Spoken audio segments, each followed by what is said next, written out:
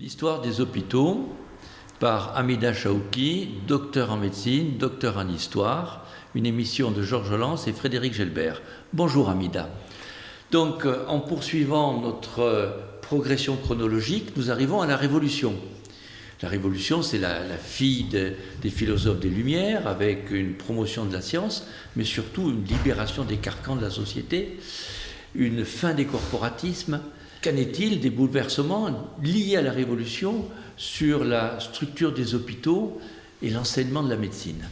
S'agissant des hôpitaux, il faut dire qu'à la veille de la Révolution, ils étaient dans un état assez lamentable que décrit bien un célèbre rapport de Jacques Tenon, n'est-ce pas, qui a donné son nom à un hôpital, de 1788 sur l'Hôtel-Dieu, qui donne pour lui retraite à 3418 fièvres, blessés, femmes enceintes, variolées, et tous se rassemblent cependant dans ce corps de logis à 4 ou 5 étages où les salles sont entremêlées de départements infects, accouplés, où le jour n'entre que d'un côté, où les croisées sont ombragées par le linge des lessives, les infirmeries n'ont ni courant d'air, ni escalier convenable, ni promenoir, ni séchoir, ni lieu d'aisance, car ceux qui existent sont très largement insuffisants, malpropreté révoltante, des salles de 2 à 3, voire 4 personnes par lit, dans tous les sens. Et donc les salles où les malades sont tellement entassés que leur nombre pouvait monter à 558. Imaginons patients par de ces grandes salles dont on voit bien la représentation dans quelques photographies du milieu du 19e siècle. Tu nous décris un mouroir. Voilà. Et donc la contagion, il continue, se propage tant au-dedans qu'au-dehors de l'Hôtel-Dieu. Elle se répand par les malades, par les hardes des morts, par les paillasses et les lits. Alors c'est effectivement une fin de monde finalement, aussi dans les hôpitaux, comme cette fin de société avec ces 3 niveaux, les gens qui travaillent, les gens qui prient, et puis l'aristocratie en quelque sorte. Et donc on retrouve bien aussi un désir de changement. Et donc le 14 juillet 1789, alors que le roi Louis XVI s'exclamait « Mais c'est une révolte », le futur duc de la Rochefoucauld, Liénard, lui répond « Non, sire, c'est une révolution ». Est-ce que les médecins étaient conscients de cette fin de monde, de cette nécessité de changer? Oui, peu ou prou, puisqu'il y avait déjà un désir de réunir la corporation des chirurgiens avec celle des médecins. Et donc, une société... Donc, je te coupe, mais ça veut dire que c'était une vraie reconnaissance des chirurgiens. Des chirurgiens. Il y avait une société royale de chirurgie qui avait été instaurée. Et juste encore là-dessus, il me semble avoir lu que les auteurs de l'encyclopédie aimaient bien la chirurgie parce qu'elle était pratique, elle correspondait à des connaissances anatomiques. Ils avaient plus confiance dans la chirurgie que dans la médecine. Est-ce que c'est vrai? Bien entendu, la médecine restait largement décriée dans la société d'Ancien Régime. Savante, oui. Dans les sociétés savantes et particulièrement autour des écoles de médecine, des facultés de médecine, de ces 25 facultés de médecine qui étaient instaurées sous l'Ancien Régime pour privilégier la chirurgie qui avait une efficacité supérieure dans le traitement des rares pathologies qu'on pouvait soigner.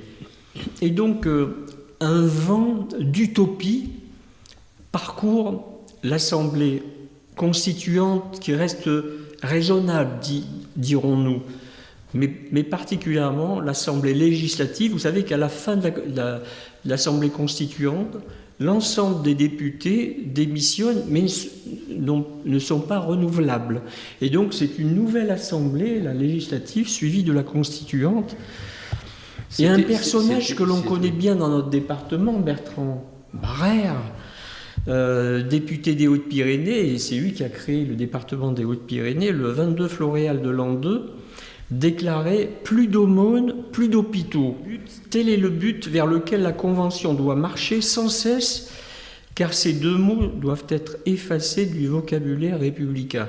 Alors c'est vrai que dans toute révolution, il y a une phase que je dirais de révolution raisonnée ou bourgeoise et une phase radicale. On se réfère effectivement aux années 89, 91, et ensuite on est dans la Constitution, dans la deuxième partie avec la Convention, et donc 94. De la même façon, on a une révolution en 17 qui est en février bourgeoise, et on a une révolution, n'est-ce pas, bolchevique. Je décrirais le même type de révolution iranienne en 1970-79, où on a une première révolution bourgeoise qui va renverser le Shah d'Iran, et ensuite une révolution théologique radicale. Et donc là, en l'occurrence, imaginons, l'utopie révolutionnaire supprime les hôpitaux. Mais c'est ça la révolution. Complètement. On supprime les hôpitaux. On commence par dire on supprime avant de construire autre chose. Exactement. Et comme la loi Le Chapelier du 14 juin 1791 procède à l'anéantissement de toute espèce de corporation pour favoriser la liberté du travail, les universités, les collèges, les facultés de médecine, de droit, de territoire français sont supprimés par la loi du 15 septembre 1793. Et ce qui fait que chacun pouvant pratiquer la médecine ou la chirurgie à condition d'obtenir un certificat de bon citoyen et de payer la patente. Ce qui fait que durant une dizaine d'années, on voit l'essor du charlatanisme qui prend un grand essor, puisque toutes les institutions qui forment, les écoles de médecine, les facultés de médecine sont fermées, et qui peut devenir médecin. Moi, ça me fait penser à certaines dérives de mai 68, je ne sais pas si vous en souvenez, où on réclamait que ce soit les étudiants qui fassent passer les examens. Voilà, donc on en arrive à ces périodes, disons, de révolution radicale, avec aussi, pour enfoncer le clou, la nationalisation des biens hospitaliers, donc les biens du clergé, mais aussi les biens hospitaliers, qui portent le coût définitif à l'économie des hôpitaux. Par ailleurs, le souhait de voir les religieux prêter serment à la Constitution, donc la Constitution civile du clergé, éloigne en fait les religieuses. Par le décret du 18 août 1792, supprime les congrégations religieuses.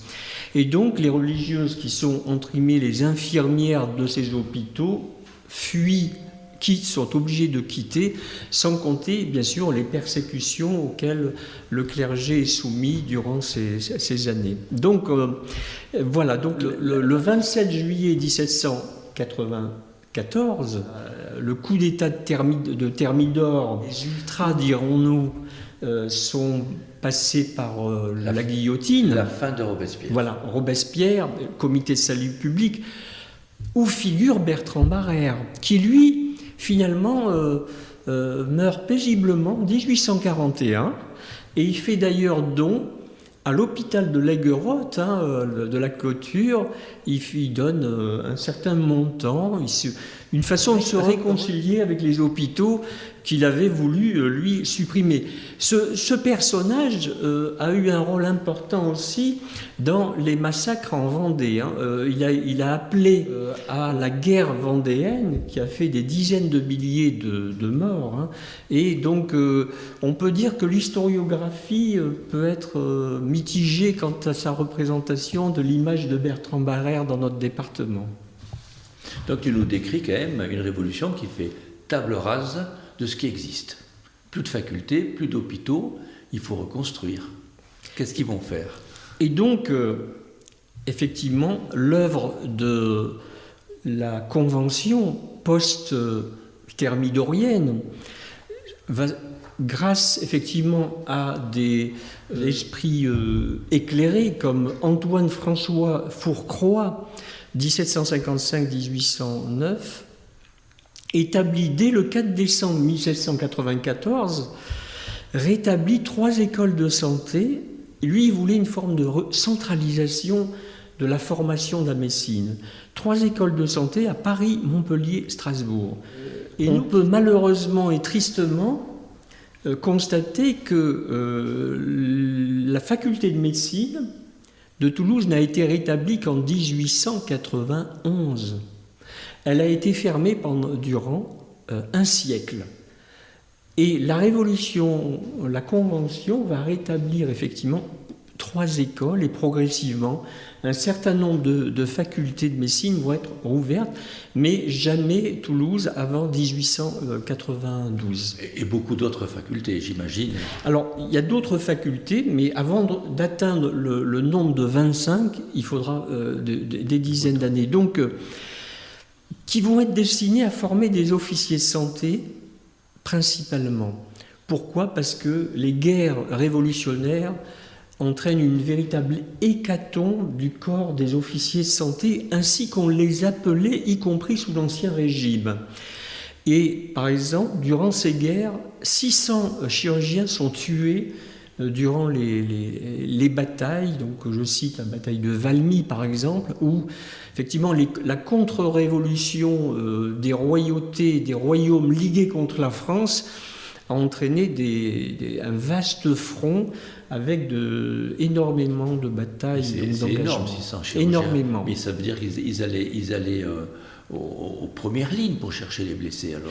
Alors justement, on en parlera peut-être un petit peu plus loin sur la stratégie de la médecine militaire guidée par Larrey et Percy, bien entendu. Alors bien, le souhait, c'était de centraliser la formation médicale pour Fourcroy, et ce qui fait qu'on repart sur quelques écoles de médecine, mais ce qui est important, c'est que la formation des médecins et des chirurgiens est confortée concomitamment. L'hôpital devient officiellement un lieu de stage.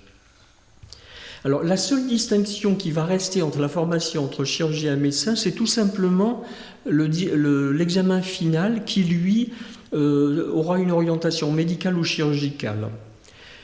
Et c'est en 1803, et donc là on est déjà au niveau du consulat, on n'est pas encore dans l'Empire, l'enseignement de la médecine chirurgie est stratifié, avec le niveau le plus élevé, celui des docteurs titulaires de doctorat en médecine ou chirurgie, et le niveau inférieur, celui des officiers de santé, médecins chirurgiens de 2e classe.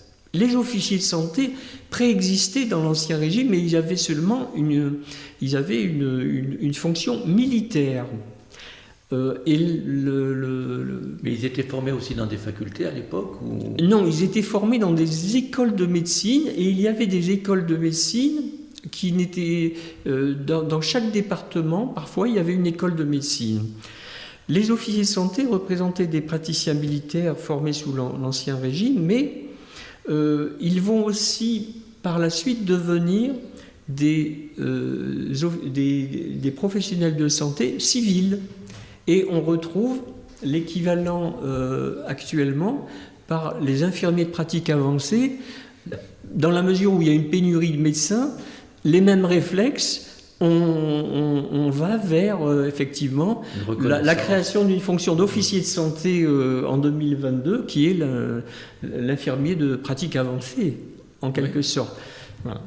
Mais donc cette révolution jacobine a centralisé, est-ce qu'elle a rationalisé l'enseignement? Est-ce qu'elle a cherché à ce qu'il soit du même style dans toutes les facultés? Alors oui, elle a été rationalisée. Alors dans un premier temps, avant 1803, la formation des officiers de santé comprenait 3 ans d'études, et ensuite elle a été passée à 4 ans d'études, et par la suite ce sera plutôt 5 années de formation. Alors ça sera 4 ans ou 5 ans en fonction des lieux de stage, et bien entendu dans les facultés de médecine qui auront été rétablies. Il est évident que les médecins allaient jusqu'au doctorat, donc travailler sur un travail de recherche. Et passer leur thèse. Ce qui fait que les Toulousains qui voulaient faire médecine Donc ils faisaient leurs 4 ou 5 premières années comme officiers de santé à l'école de médecine de Toulouse, mais ils étaient obligés ensuite de se déporter vers dans un premier temps, des 3 villes sièges de faculté, puis petit à petit Bordeaux a ouvert une faculté de médecine, mais Bordeaux a contesté longtemps à Toulouse le fait d'avoir une faculté de médecine. Voilà, je vous le dis par rapport à la rivalité qu'on a toujours entre Toulouse et Bordeaux.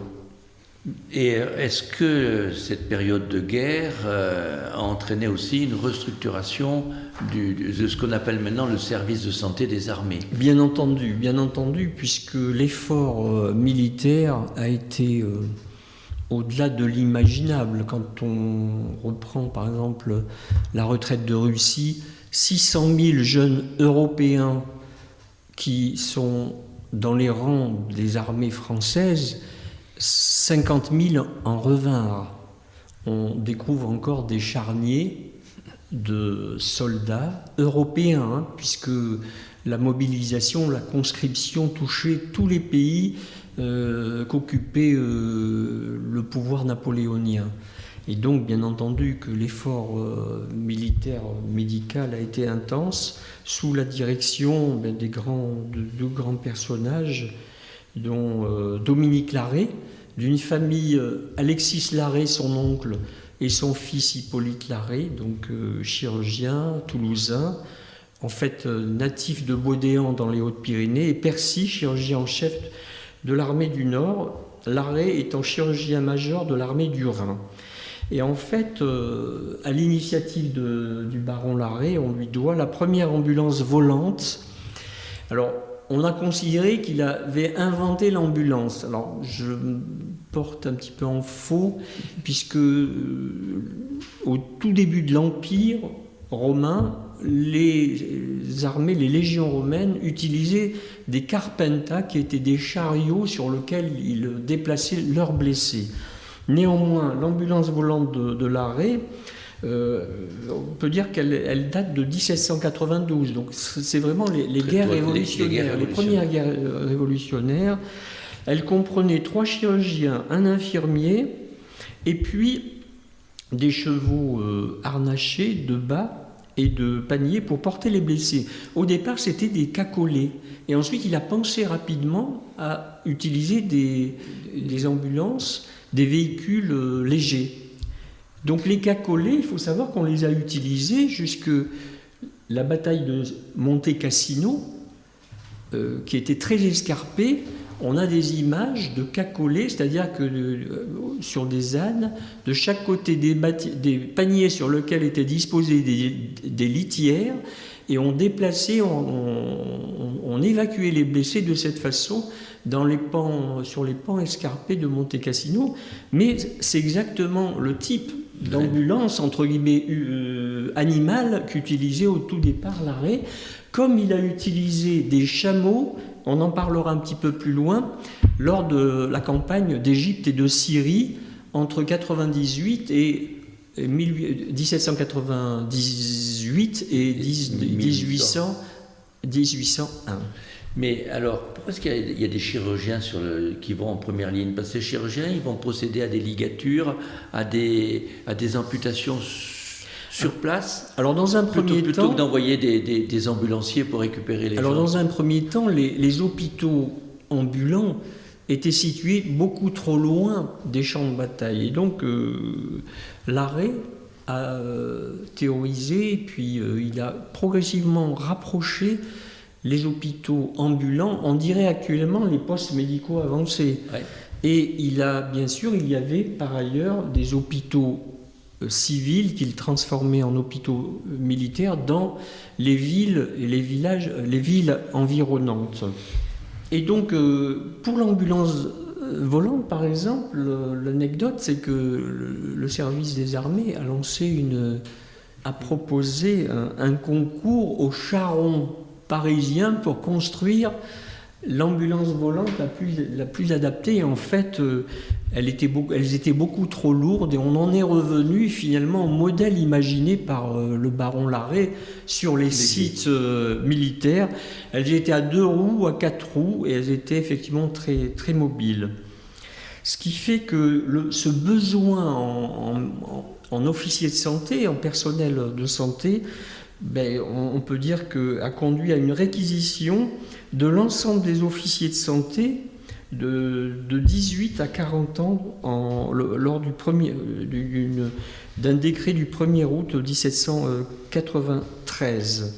Et pour avoir une idée de ce que représentait ce personnel des armées, est-ce que tu as une idée des effectifs militaires en termes de médecins et de chirurgiens par rapport à ce qui existait dans la France au total? Alors, j'ai l'exemple de la campagne d'Égypte et de Syrie, puisqu'en 1798, on a 34 000 hommes qui sont convoyés par bateau vers l'Égypte. Et sur ces 34 000, on a seulement 108 officiers de santé. 34 108. C'est pas beaucoup, mais tout à l'heure, tu nous parlais de 600 chirurgiens qui étaient morts durant... Voilà. Donc ça là, veut dire en qu'il y a une l'occurrence... quantité beaucoup plus impressionnante. Oui. Et on doit avouer que à l'issue de la campagne d'Égypte et de Syrie, avec des batailles qui finissaient souvent au corps à corps, entre autres le siège de Saint-Jean d'Acre, mais aussi et surtout le plus grand ennemi était en fait la maladie, le typhus, la malaria. Et sur les 34 000 hommes, entre 10 et 11 000 d'entre eux restent sur place, sont décédés, dont 82 officiers de santé. Donc il n'en revint qu'un peu plus une trentaine qui restent indemnes. Donc là, il y a une mortalité effroyable, puisque eux, les officiers de santé, étaient au contact des malades. Et donc ils étaient contaminés. Et pour certains, ils ont accompli des actes d'héroïsme, puisqu'ils restaient au milieu des malades et bien sûr ne sortaient pas du camp infectés, et ils savaient qu'ils allaient mourir à l'issue de ils étaient cette conscients qu'ils allaient mourir. Et ils en étaient quasiment conscients. Alors, qu'est-ce que tu dirais que la Révolution a changé d'essentiel? On voit qu'il y a eu les facultés de médecine qui ont été structurées, réduites. On voit que les chirurgiens ont été reconnus. Qu'est-ce qu'il y a d'autre? Et la médecine militaire a été développée avec les ambulances, comme tu nous l'as dit, les hôpitaux de campagne. Est-ce que c'est ça l'essentiel de l'apport de la Révolution? Et ensuite, ça sera la thématique suivante qui donnera lieu à un autre podcast, c'est effectivement l'émergence de la première révolution médicale, au sens où je l'ai dénommée. C'est la révolution de l'anatomopathologie et la révolution de la médecine expérimentale. Donc, en plus d'une structuration et d'une levée des carcans, la Révolution a réussi comme on pouvait s'y attendre, a permis un développement scientifique de la médecine. C'est ce qu'on va voir la prochaine fois. Exactement, c'est-à-dire que c'est l'aboutissement du siècle des Lumières, et donc sous-jacent ces idées étaient bien sûr en chacun des grands médecins de l'époque, des grands scientifiques, mais la Révolution a fait exploser en quelque sorte ce foisonnement intellectuel. Merci Amida.